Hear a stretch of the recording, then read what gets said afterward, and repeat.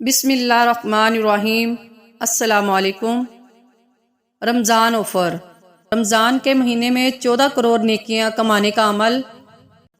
لا الہ الا اللہ وحدہ لا شریک لہ احدن صمدن لم یلد ولم یولد ولم یکن لہ کفوا احد۔ رسول اللہ صلی اللہ علیہ وآلہ وسلم نے فرمایا کہ جو شخص یہ کلمات کہے گا تو اللہ تعالیٰ اس کے لیے 20 لاکھ نیکیاں لکھے گا۔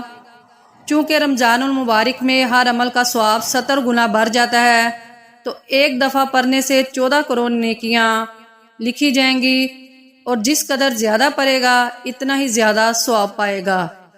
اللہ تعالیٰ ہم سب کو پڑھنے کی توفیق عطا فرمائے، آمین۔